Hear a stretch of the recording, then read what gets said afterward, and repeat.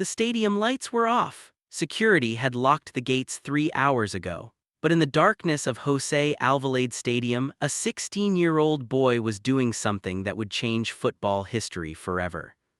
Cristiano Ronaldo was practicing free kicks, again for the 1000th time that month.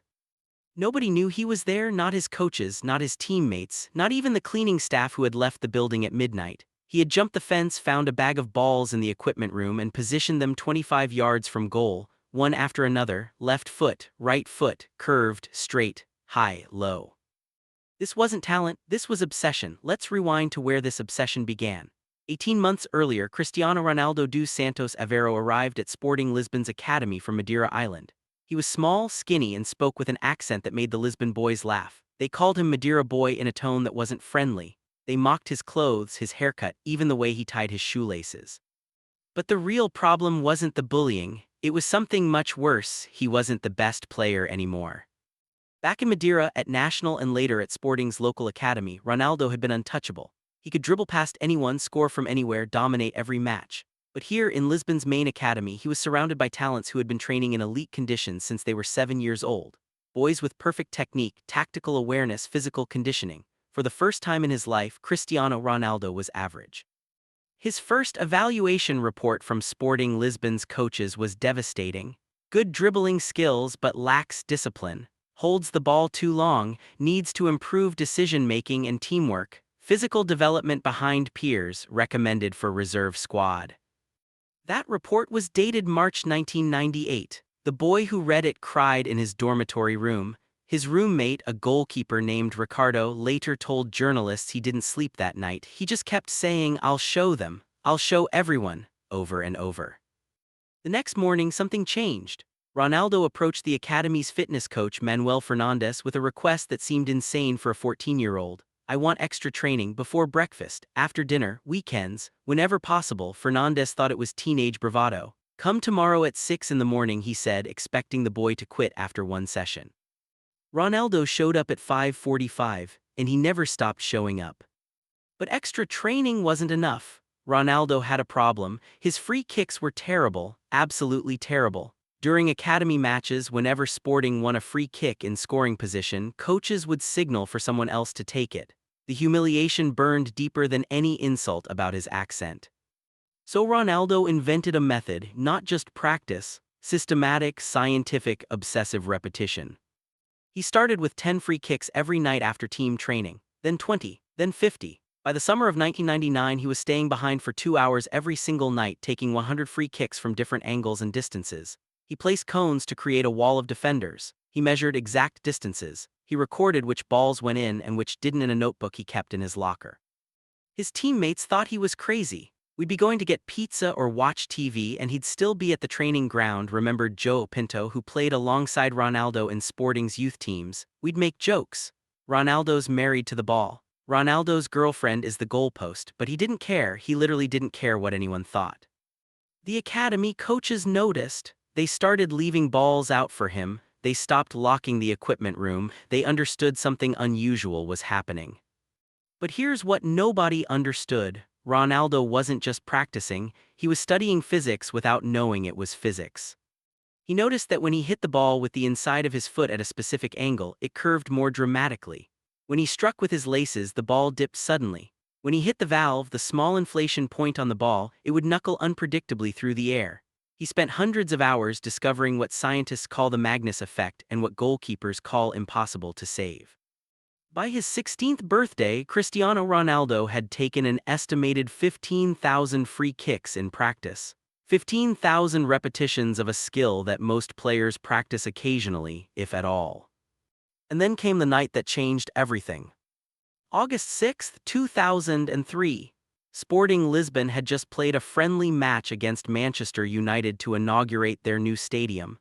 It was supposed to be a celebration, a fun exhibition game. Instead, it became Cristiano Ronaldo's audition for football history. He destroyed Manchester United. At 17 years old, wearing number 28, he dribbled past Gary Neville like he wasn't there. He humiliated John O'Shea. He made Ryan Giggs look slow. Manchester United's players were furious, embarrassed, and by the end of the match, completely convinced, "Boss, you have to sign this kid." Sir Alex Ferguson, Manchester United's legendary manager, made the decision on the flight back to England. He would pay Sporting whatever they asked, €19 million, a record for a teenager. But here's the part nobody knew until years later. Ferguson had been watching Ronaldo for weeks before that match. He had sent scouts. He had reviewed tapes. He knew about the talent. What he didn't know was what happened that night, after the stadium emptied, after both teams had left, after even the security guards had gone home. Ronaldo went back to the stadium. He had scored one goal in the match, but he had missed two free kicks, two opportunities from dangerous positions. Both hit the wall. To everyone else this was irrelevant. He'd been brilliant, the transfer was happening, his dream was coming true. But to Ronaldo, those two missed free kicks were failures, and failures required correction. He jumped the fence at José Alvalade Stadium at 11:47 in the evening. He found a bag of balls. He positioned them at the exact spots where he'd had the free kicks during the match, and he started practicing. What Ronaldo didn't know was that Sir Alex Ferguson had returned to the stadium. He'd forgotten his jacket in the away team's changing room. The security guard had let him in through the main entrance. Ferguson was walking through the tunnel when he heard it, the unmistakable sound of a ball being kicked against a net. Thud, thud, thud. He followed the sound to the edge of the tunnel and stopped.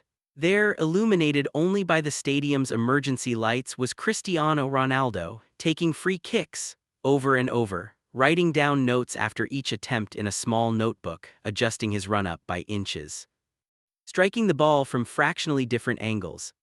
Ferguson watched for 17 minutes. He later told his assistant Carlos Queiroz something remarkable. "I've seen talented players, I've seen hard workers, but I've never seen someone combine both at that level. That boy won't just be great, he'll be the greatest." Ronaldo took 147 free kicks that night before finally going home. He never knew Ferguson had watched. Ferguson never told him. But years later, when Ronaldo asked his former manager what convinced him to break Manchester United's transfer record for a teenager, Ferguson smiled and said something simple: "I saw you when you thought nobody was watching." The move to Manchester United in August 2003 should have been Ronaldo's coronation. Instead, it nearly destroyed him.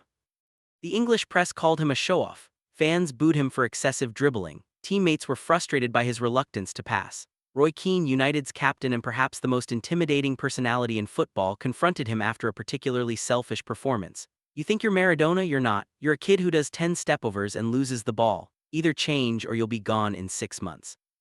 Ronaldo went home that night and cried. Again, just like he had after reading his first evaluation report at Sporting, but just like before, something crystallized in his mind. If they thought he was selfish, he'd become unselfish. If they thought he was weak, he'd become strong. If they thought he was just tricks, he'd become goals. The night training sessions intensified, but now they had a different focus: efficiency. Ronaldo started practicing scenarios with purpose: one-touch finishes, headers from crosses, penalties under pressure, and still always free kicks. Manchester United's assistant manager Carlos Queiroz became Ronaldo's mentor. Queiroz had coached at youth level for years and understood elite athlete psychology. He made Ronaldo a proposal: "I'll stay late with you 3 times a week, but you have to promise me something. You track everything. Every shot, every sprint, every jump. We're going to turn you into a machine." They created what Queiroz called the blueprint. It was a training program so intense, so specific that other players thought it was punishment. But to Ronaldo, it was permission to become obsessed. Here's what the blueprint looked like on a typical extra training night. 6 in the evening, team training ends. 6:15, Ronaldo stays for finishing practice. 50 shots from various angles. 7 o'clock, free kick practice. 30 to 40 attempts recorded on video. 7:30, gym session. Core strength, leg power, flexibility. 8:30, swimming or ice bath for recovery. 9 o'clock, video analysis of the day's training and upcoming opponents. 10 o'clock, home for specialized meal. No sugar, no alcohol, high protein. 5 days a week for 4 years. His teammates at Manchester United gave him a nickname: the Machine. It wasn't said with admiration at first. It was said with a mixture of amazement and concern. Does he ever relax? They'd wonder. Does he ever just have fun? But Ronaldo had learned something crucial in those dark nights at Sporting Lisbon. Fun wasn't the point. Greatness was the point, and greatness required sacrifice that most people weren't willing to make. By 2006, Ronaldo had established himself as one of the Premier League's most exciting talents, but exciting wasn't enough for him. He wanted to be the best, period. There's a story that perfectly illustrates his mentality from this era. During the 2006 World Cup, Portugal faced England in the quarterfinals. Ronaldo's Manchester United teammate Wayne Rooney was sent off after an incident where Ronaldo appeared to pressure the referee. The English media crucified him. Manchester United fans burned his jersey. Death threats arrived at his house. Most players would have requested a transfer. Most players would have hidden. Ronaldo did the opposite. He returned to Manchester and immediately requested a meeting with Ferguson. "I want to stay," he told his manager, "and I want to show them. I want to be so good they can't boo me. I want to be so good they have to applaud." The 2006-2007 season became Ronaldo's statement, but the real transformation wasn't visible in matches. It was visible in what he did between matches. The free kick obsession reached new levels. Ronaldo enlisted the help of Manchester United's goalkeeper coach, Tony Cotton, for a specific purpose. He wanted to understand what goalkeepers saw when he took free kicks. What made a free kick unsavable from a goalkeeper's perspective? Cotton remembers those sessions vividly. We'd stay after training, just him and me. He'd take free kicks, and after each one I'd tell him exactly what I saw, what I expected, what surprised me. Then he'd adjust and do it again. We did this for months, hundreds and hundreds of free kicks. He was basically downloading my brain. The result? Ronaldo's free kick conversion rate jumped from 6% in his first 3 seasons at United to 18% in the 2007-2008 season, one of the highest in Europe. But something else was happening. The repetitions weren't just improving his free kicks, they were rewiring his brain. Sports scientists now understand what Ronaldo was doing, though he didn't have the terminology at the time. It's called deliberate practice or motor learning through repetition. When you repeat a complex movement thousands of times, your brain creates stronger neural pathways. The movement becomes automatic. You don't think about it, your body just knows. By 2008, when Ronaldo stepped up to take a free kick, his conscious mind didn't control the shot anymore. His subconscious did. He could see the wall, the goalkeeper, the wind, and his body would automatically adjust angle, power, and spin without conscious calculation. He had become a human free kick computer, and it only required one thing: 1,000 repetitions. May 21, 2008, Champions League Final, Manchester United vs Chelsea in Moscow. Ronaldo had won everything else that season: Premier League, Golden Boot, Player of the Year. This was the final piece, the trophy that would confirm him as the world's best player at just 23 years old. The match was tense, physical, tactical. Ronaldo had chances but couldn't score. Neither team could break the deadlock. Extra time ended 1-1. It would be decided by penalties. Ronaldo stepped up for Manchester United's third penalty. This was his moment. The culmination of all those nights at Sporting Lisbon, all those extra hours at Carrington, all those thousands of repetitions. He struck the ball. Petr Cech, Chelsea's goalkeeper, saved it. The penalty was weak, uncertain. The worst penalty Ronaldo had taken in his professional career. Manchester United eventually won the shutout. John Terry's slip in the rain gave them victory, but Ronaldo's miss haunted him. In the celebration afterward, while his teammates sprayed champagne and danced with the trophy, Ronaldo sat in the changing room, still in his kit, staring at the wall. Ferguson found him there 40 minutes after the final whistle. "We won," Ferguson said. "That's all that matters." "I missed," Ronaldo replied. "The biggest moment, and I missed." What happened next is part of football legend, but the details were only revealed years later. Ronaldo made himself a promise in that Moscow changing room: he would never miss another crucial penalty, ever. The next day, while his teammates recovered from celebrations, Ronaldo was on the phone with Manchester United's training ground staff. He needed access, he needed balls, he needed the penalty spot. For the next 6 months, from May 2008 to December 2008, Cristiano Ronaldo took 100 penalties every single week. Not in training with the team, alone, after team sessions, on weekends, during international breaks when he'd return to Manchester early specifically to practice. He enlisted different goalkeepers, youth team keepers, retired keepers, even Ferguson's assistant Carlos Quaz put on gloves a few times. He wanted variety, he wanted unpredictability. But more importantly, he wanted pressure, so he created it artificially. He'd tell himself, if you miss this one, you have to start over from zero. He'd visualize stadiums, crowds, crucial moments. He'd practice when he was tired, when he was mentally exhausted, when conditions were terrible. Sports psychologists call this simulation training, creating the psychological conditions of pressure in practice so your mind recognizes them in real situations. By the time Ronaldo left Manchester United for Real Madrid in summer 2009, he had taken approximately 5,000 practice penalties in 13 months. 5,000. From 2009 to 2018, Cristiano Ronaldo's penalty conversion rate was 84%, one of the highest in football history. In crucial moments, semi-finals, finals, deciding penalties, his conversion rate was even higher, 91%. The Moscow miss never happened again. The transfer to Real Madrid for a world record €94 million brought new pressures. Now he wasn't just trying to be great, he was expected to be the greatest, every match, every goal, every season. But Ronaldo had learned his lesson from Manchester. Pressure was fuel, expectations were motivation, and when everyone else went home, he stayed. Real Madrid's training facility Valdebebas became Ronaldo's second home, or perhaps his first. Staff members noticed his car was often the first in the parking lot and the last to leave. The head groundskeeper once joked, "I see Ronaldo more than I see my own family." The free kick practice continued, but now it evolved into something even more sophisticated.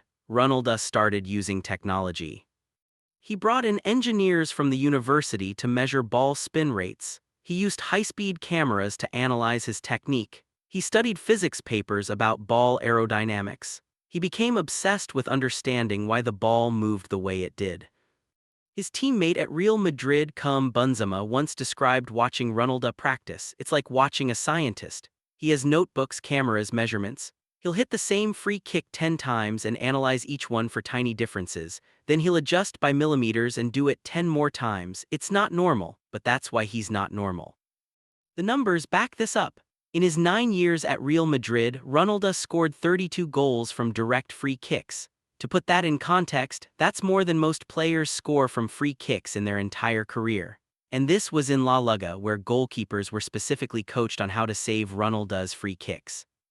But here's the remarkable part. Ronaldo's free kick technique actually changed during his Madrid years. In Manchester, he used the knuckleball technique, hitting the ball with minimal spin so it moved unpredictably. In Madrid, he developed 3 different techniques depending on distance, angle, and goalkeeper positioning. He had essentially created a free kick arsenal. And each technique required, you guessed it, 1,000 repetitions to master. Why this obsession? Why couldn't Ronaldo just be naturally talented like Messi or Ronaldinho? Here's the truth that makes Ronaldo's story even more remarkable. He wasn't naturally the most talented. He never has been. There have always been players with better technique, better vision, more natural ability. Ronaldo's former youth coach at Sporting Lisbon, Aurelio Pereira, said something profound years later. Cristiano wasn't the most talented boy I ever coached. I've had players with more natural gift, but Cristiano had something I'd never seen before. He was angry at not being the best, and that anger never went away. That's the key. Ronaldo's obsession isn't about perfection, it's about vengeance. Vengeance against every coach who doubted him, every scout who passed on him, every player who was naturally more talented, every person who said he couldn't. The 1,000 repetitions weren't practice. They were proof that work could beat talent, proof that obsession could overcome limitation, proof that when everyone else was sleeping you could be getting better. There's an interview Ronaldo gave in 2016 that reveals everything. The journalist asked, "Don't you ever get tired of training? Don't you ever want to just relax?" Ronaldo's answer, "Every time I relax, someone else is training. Every time I sleep in, someone else is in the gym. I'll relax when I retire, I'll sleep when I'm done. Right now I'm not done." By the time Ronaldo reached his 30s, the football world waited for the inevitable decline.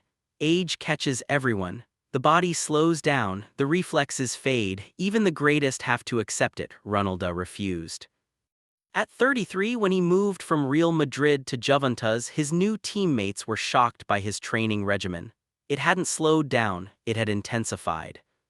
Leonardo Bonucci, Juventus defender, described his first encounter with Ronaldo's routine. "We finished training and I'm walking to my car. I see the lights still on at the training ground. I think maybe the staff forgot to turn them off. I go back to check and there's Cristiano alone doing sprints. I asked him what he was doing. He looked at me like I was crazy and said, 'What does it look like training?'" Even at 35 years old, now at Manchester United for his second stint, then Al Nassr in Saudi Arabia, Ronaldo maintained the same obsessive habits, the same extra sessions, the same 100 free kicks after training. His current teammates at Al Nassr report the same thing his teammates at Sporting Lisbon reported 20 years ago. He's always the first to arrive and the last to leave. So what does it all mean? What's the lesson from the boy who jumped a fence to practice in the dark? Cristiano Ronaldo has scored over 850 goals in his professional career. He's won 5 Champions League titles, 5 Ballon d'Or awards, championships in 3 different countries. He's broken virtually every scoring record that exists. But none of that is the real achievement. The real achievement is this. Cristiano Ronaldo proved that greatness isn't a gift, it's a choice you make every single day, a choice you make when everyone else goes home, a choice you make when nobody's watching. 1,000 repetitions didn't make Ronaldo perfect, 1,000 repetitions made him relentless, and relentless beats talented every single time. There's a quote attributed to Ronaldo, though nobody can verify if he actually said it. "Your talent determines what you can do. Your motivation determines how much you're willing to do. Your attitude determines how well you do it." Whether he said it or not, he lived it. Here's something most people don't know. Ronaldo still practices free kicks before almost every match, not the dramatic 1,000 repetition sessions of his youth, just 20 or 30, enough to feel the ball, enough to remember. In 2022, a young player at Al Nassr asked him a question. "Cristiano, you've scored so many free kicks, do you still need to practice?" Ronaldo's answer reveals everything about his mentality. "I don't practice because I need to, I practice because someone else might, and I'll never let someone outwork me." That 16-year-old boy jumping the fence at Hassa Ulvalid Stadium is still there, still practicing in the dark, still counting repetitions, still proving people wrong. Because 1,000 repetitions didn't make Cristiano Ronaldo great. 1,000 repetitions made him Cristiano Ronaldo. And somewhere tonight in an empty stadium in a dark training ground, there's probably another kid practicing alone, taking one more free kick, doing one more sprint, making one more repetition. Maybe that kid will be the next Ronaldo, or maybe there'll be something even better. Because the secret was never about being Ronaldo. The secret was about doing what Ronaldo did when nobody was watching. The secret was always the 1,000 repetitions,